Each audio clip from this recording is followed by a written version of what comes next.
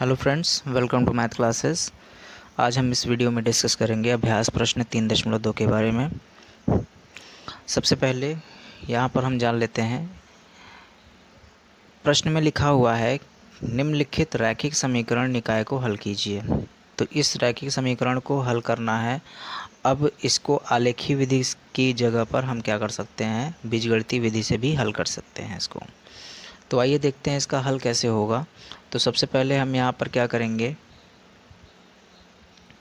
हमारे पास यहाँ प्रश्न दिया हुआ है 31x प्लस 47y बराबर 15 और एक दिया हुआ है 47x प्लस 31y बराबर 63। तो सबसे पहले आप ये जान लीजिए, जब इस टाइप का प्रश्न हो जिसमें देखिए x का गुणांक यहाँ पर है 31x और यहाँ पर y का गुणांक इस दूसरे समीकरण में 31y है और यहाँ 47 है और यहाँ पर भी 47 है। इस प्रकार के क्वेश्चन जब हों तो आप आसानी से क्या कर सकते हो, इसको हल कर सकते हो एक दूसरे तरीके से। आप क्या करिएगा, सबसे पहले यहाँ पर जो हमारे पास लिखा है वो आप लिख लेंगे। तो 31x प्लस 47y बराबर 15, ये आप लिख लीजिएगा। इसके बाद आप क्या करेंगे, यहाँ पर 47x और 31y बराबर 63, इसको हमने मान लिया समीकरण नंबर 1 और इसको हमने मान लिया समीकरण नंबर 2। अब यहाँ पर हम सबसे पहले क्या करेंगे, लिखेंगे क्या, समीकरण 1 तथा 2 को जोड़ने पर, आप इसको एक बार जोड़िए और एक बार घटाइए, बहुत आसानी से आंसर आ जाएगा। तो इनको आपस में क्या करिएगा, जोड़िए। तो जोड़ेंगे तो सबसे पहले हमारे पास समीकरण 1 तथा 2 को आपस में जोड़ेंगे जब, तो ये आ जाएगा 78x 78x प्लस 78y बराबर 78। अब देखिए इसमें 78 कॉमन हो रहा है तो 78 हमने कॉमन कर लिया, तो यहाँ पर आ जाएगा x प्लस वाई बराबर 78। इसका मतलब x प्लस वाई बराबर हमारे पास जो मिल गया वो 78/78 मतलब 1 आ गया। तो इसको हम मान लेंगे तीसरा वाला समीकरण, समीकरण नंबर 3। अब हम लिखेंगे पुनः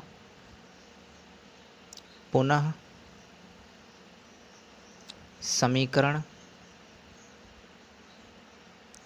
1 से 2 को, या समीकरण 1 से 2 को घटाने पर या 2 से 1 को घटाने पर। तो समीकरण 1 से 2 को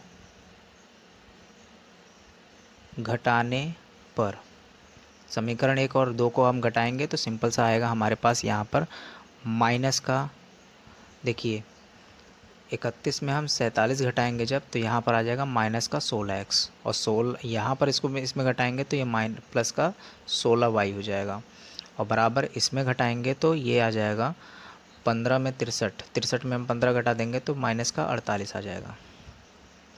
-16 कॉमन कर लीजिए, -16 कॉमन करेंगे तो यहाँ पे x आ जाएगा और यहाँ पर आ जाएगा माइनस का y और यहाँ पे माइनस का 48। जब यहाँ पे x माइनस वाई की वैल्यू निकालेंगे तो माइनस से माइनस कट गया तो 16 3 48, x माइनस वाई बराबर आ गया 3।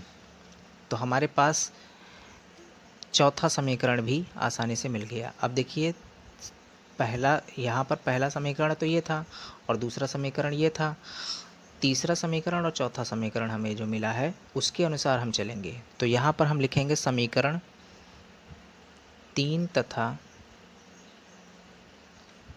4 से, समीकरण 3 तथा 4 से।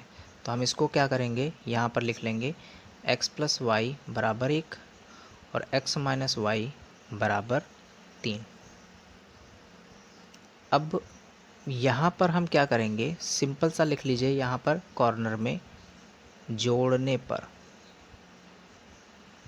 पर यह कट जाएगा, ये कट जाएगा और हमारे पास बचेगा 2x बराबर 4, जिसकी वजह से हम लिख सकते हैं यहाँ पर 2x इक्वल टू 4, x मतलब 4/2 मतलब x बराबर 2, x बराबर 2 हमारे पास एक आंसर आ गया। अब यहाँ पर हम इसी स्टेप में, अगले स्टेप में हम क्या लिख लेंगे, लिखेंगे x का मान समीकरण इन दोनों में से किसी में भी रख लीजिए। तो समीकरण 3 में रखने पर, तो समीकरण x का मान अगर हम 3 में रखेंगे तो क्या होगा देखिए ज़रा। तो x प्लस वाई बराबर हो जाएगा 1, ये तो समीकरण नंबर 3 था। अब x का मान यहाँ पर 2 आया तो 2 लिखते हैं, 2 प्लस वाई बराबर 1, तो y बराबर जो हो जाएगा वो 1 माइनस 2, इसका मतलब -1। तो y बराबर -1 आया। तो अतः हम लिखेंगे अतः x बराबर 2 और y बराबर -1 दिए गए समीकरण के हल है। तो ये आपका आंसर हो जाएगा।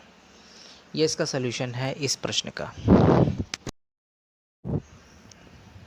दूसरा प्रश्न है जिसमें लिखा हुआ है कि 3x प्लस 4y प्लस 7 बराबर 0 और 5x minus 7y plus -2 equals to 0।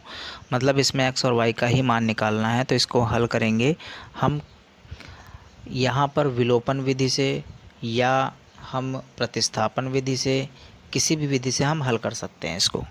तो आइए देखते हैं इसका हल कैसे होगा। तो सबसे पहले हम यहाँ पर लिख सकते हैं क्या, 3x प्लस 4y प्लस 7 बराबर 0। इसको हम आगे ये भी लिख सकते हैं 3x प्लस 4y बराबर -7, इसको ये लिख सकते हैं। इसी प्रकार यहाँ पर 5x माइनस 7y माइनस 2 बराबर 0, इसको हम लिख सकते हैं 5x माइनस 7y बराबर 2।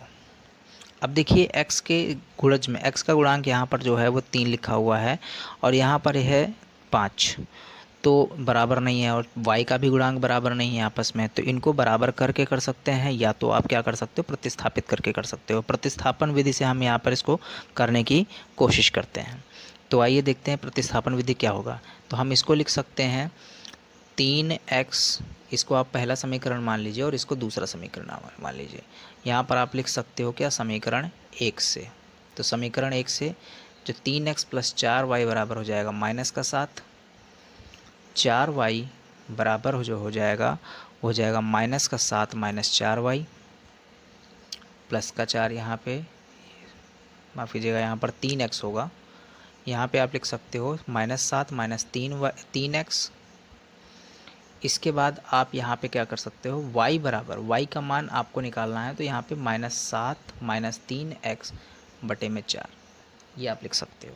अब सिंपली आपको क्या करना है, y का मान जो इसमें आया है प्रतिस्थापित करने के बाद, इस y का मान इसमें हम पुट कर देते हैं। तो हम लिखेंगे क्या इसमें, यहाँ पर लिख लेंगे y का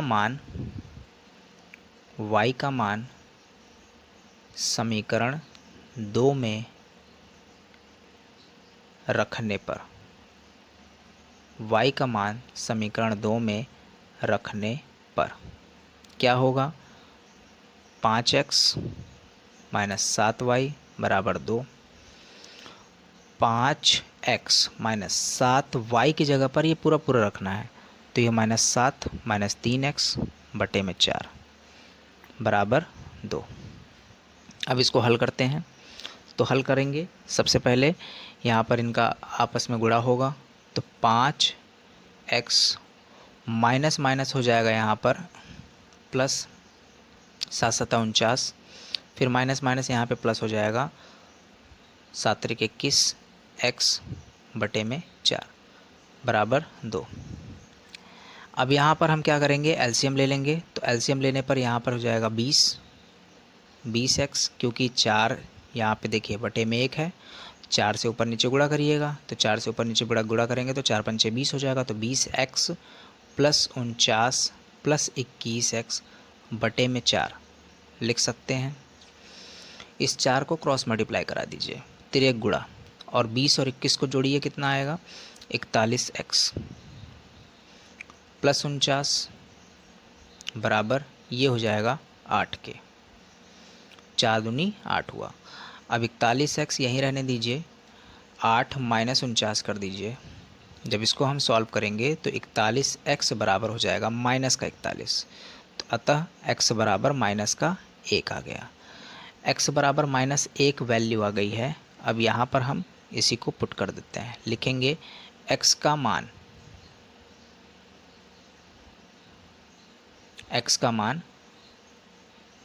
रखने पर, x का मान इसमें रखेंगे तो y बराबर हो जाएगा -7 -3 गुणे -1 बटे में 4। जब इसको हल करेंगे तो यहाँ पर हो जाएगा -7 + 3 बटे में 4। जब इसको हल करेंगे तो -7 + 3 मतलब -4 आ जाएगा बटे में 4। जब इसको कट करेंगे तो -1 आ जाएगा। तो y बराबर भी -1 आया। अतः हम लिख सकते हैं, अतः x बराबर भी -1 आ रहा है और y बराबर भी -1 आ रहा है। ये इसके इस समीकरण के हल हो जाएंगे।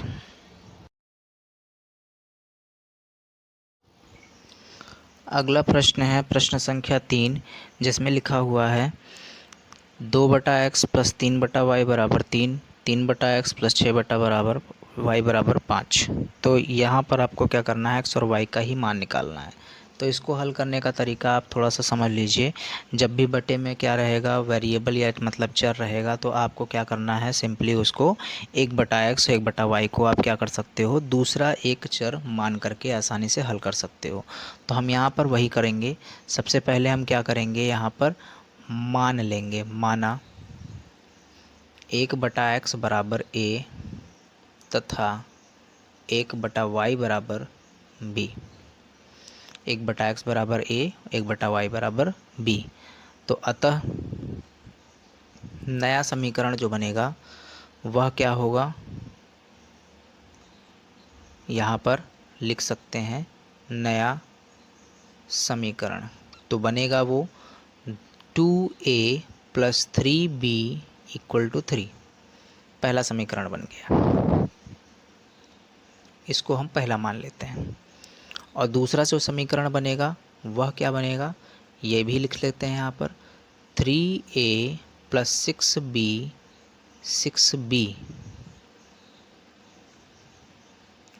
= 5। ये भी आप लिख सकते हो आसानी से। अब इसमें आप प्रतिस्थापन विधि से आसानी से हल कर पाओगे। तो प्रतिस्थापन विधि इसमें लगा लेते हैं। तो यहाँ पर हम लिखेंगे 2a = 3 - 3b, a equal to हो जाएगा 3 - 3b/2। ये आप लिख सकते हो। यहाँ पर आप लिख दीजिए, इसको आप समीकरण नंबर 2 मान लीजिएगा। अब लिखेंगे क्या, a का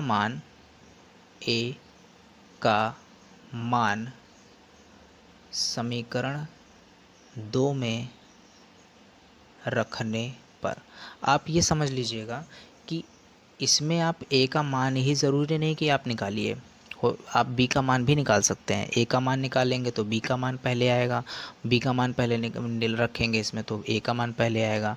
और आप इसी समीकरण से a का मान ना निकाल करके इससे भी आप a का मान और b का मान निकाल करके इसमें भी पुट कर सकते हो, आसानी से वैल्यू आ जाएगी। तो हम यहाँ पर क्या करेंगे, a का मान समीकरण 2 में रखने पर, तो हम क्या करेंगे, लिखेंगे 3a + 6b = 5। तो 3 × 2 में a की जगह पर पूरा 3 - 3b/2 + 6b = 5। अब हम करेंगे यहाँ पर मल्टीप्लाई। तो 3 × 3 = 9 हो जाएगा, 3 × 3 = 9, 9 - 9b/2 + 6b = 5। लसा ले लेते हैं इसका। तो लसा लेंगे तो अगले स्टेप में हो जाएगा 9 - 9b प्लस में 12b/2 = 5। देखिए 2 से ऊपर नीचे मल्टीप्लाई करेंगे तो 6 दूनी 12 हो जाएगा और 12/2, तो उसका एलसीएम लेंगे तो यही आएगा। अब इसको हम सॉल्व करेंगे तो यहाँ पे 9b और यहाँ 12b, तो घटाने पर कितना बचेगा, 9 + 3b और हम 2 का तिर्यक गुणा करा देते हैं तो ये हो जाएगा 10 के। अब इसको हम लिख सकते हैं 3b = 1, 3b = 1 लिखा जा सकता है आसानी से, क्योंकि 10 में से 9 घटा देंगे तो 1 ही तो बचेगा। और उसके बाद यहाँ पर b का मान जो आया है वो आया है 1/3। b का मान 1/3 आ गया। अब b का मान समीकरण आप 1 में रखें या 2 में रखें, किसी में भी रखें, आसानी से वैल्यू आ जाएगी। तो हम लिखेंगे क्या, यहीं से शुरुआत कर देते हैं। इसके बाद वाला टर्म लिखेंगे क्या, b का मान रखने पर किसमें, a बराबर 3 माइनस 3b बटे में 2 है, तो हम इसको लिख सकते हैं 3 माइनस में 3, अब 3 माइनस 3 गुणे 1/3 बटे में 2। ये देखिए 3 से 3 कट रहा है, तो इसका मतलब आ जाएगा 3 माइनस 1 बटे में 2, मतलब यहाँ पर 2/2 और यहाँ पर 1। तो a बराबर वैल्यू आ गई है 1, a बराबर 1 और b बराबर 1/3। लेकिन इस प्रश्न का यही हल नहीं होगा, क्योंकि आपने देखिए x और y को आपने क्या किया था, दूसरा एक चर माना था, और दूसरे चर के मानने पर आपको x और y की वैल्यू तो पता नहीं चली, a और b की वैल्यू पता चली, क्योंकि a और b आपने निकाला था। तो हम यहाँ पर x और y इन्हीं से हम निकालते हैं। तो हम यहाँ पे लिखेंगे क्या, a बराबर 1 है, ठीक है, तो आप यहाँ पे लिख सकते हैं 1/x बराबर a है। तो इसका मतलब यहाँ पर हम लिखेंगे क्या, x बराबर जो होगा वो 1/a हो जाएगा, और इसका मतलब होगा x बराबर 1/1, मतलब आंसर में 1 आएगा। तो x बराबर 1 आ गया, यहाँ पर हम लिख सकते हैं x बराबर 1, ये आंसर हो गया। अब x बराबर 1 आया है, b का मान हम रखेंगे तो y बराबर आएगा, तो हम लिखेंगे y बराबर 1/3, और हमने 1/y बराबर यहाँ पर b माना था, तो इसका मतलब y बराबर जो होगा वो 1/b हो जाएगा, और उसको हम सब सॉल्व करेंगे तो 3 आ जाएगा। तो इसका मतलब यहाँ पे y बराबर जो आया है वह 3 आया है। x बराबर 1 और y बराबर 3 रखने पर यह समीकरण आसानी से हल हो जाएगा। प्रश्न संख्या 4, 5, 6 तथा 7 ये पिछले प्रश्न की भांति ही हल होंगे, जैसा कि हमने पहला, दूसरा और तीसरा प्रश्न हल कराया है, उसी प्रकार से यह भी हल होगा, क्योंकि प्रश्न संख्या 1 और 6 मिलते जुलते प्रश्न हैं, उसको आप कॉमन लेके आसानी से कर सकते हो। अगर इन सब प्रश्नों में आपको कोई भी समस्या आती है तो हमें कमेंट करके ज़रूर बताइएगा, हम उसका हल आपको प्रोवाइड करा देंगे। तो अब इसके बाद यहाँ पर आपको समझना है कि ये जितने भी प्रश्न हैं सब एक जैसे ही होने हैं, जैसे प्रतिस्थापन या विलोपन विधि से ही हल होगा। तो आइए देखते हैं अब हम प्रश्न संख्या 8 में क्या कह रहा है।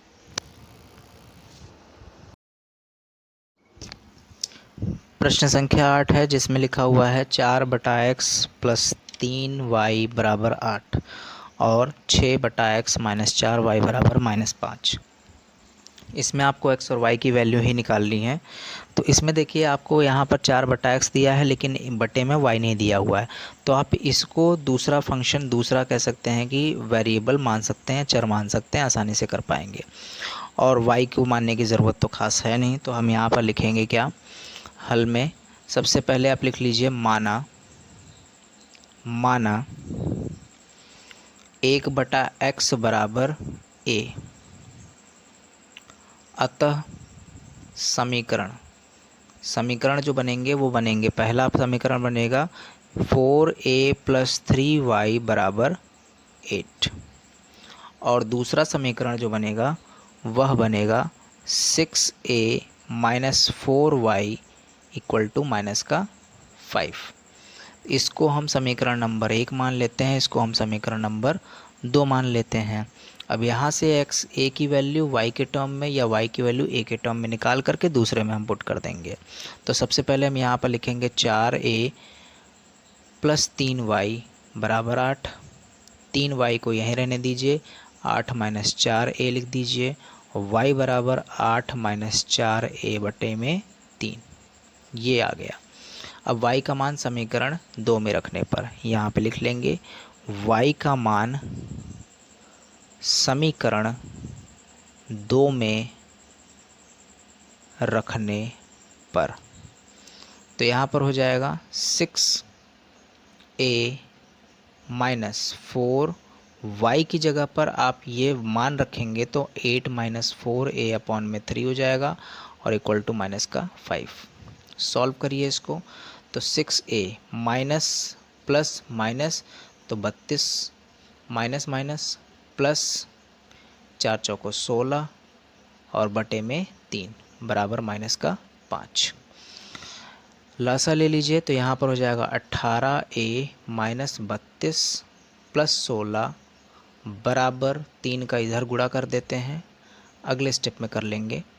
3 का इधर गुणा करेंगे तो ये यहाँ पर देखिए 18a और यहाँ पर 16a मिल करके कितना हो जाएगा 34a, और 32 को उधर ट्रांसफ़र कर लीजिए तो यहाँ पर बांधते ही हो जाएगा 15 माइनस का, और 32 जो है उधर गया तो यह हो जाएगा प्लस का 32। जब इसको हम हल करेंगे तो 34a और यहाँ पर जब घटाने पर तो 17 यहाँ पर आ जाएगा। 32 में 15 घटा देंगे तो 17 आ जाएगा, और a का मान जो होगा वो 17/34 होगा, जिसको हम कट करेंगे तो 1/2 आ जाएगा। a का मान जो आया वो 1/2 आ गया है। अब a का मान हम इसमें रख देंगे, यहाँ पर लिखेंगे क्या, a का मान रखने पर।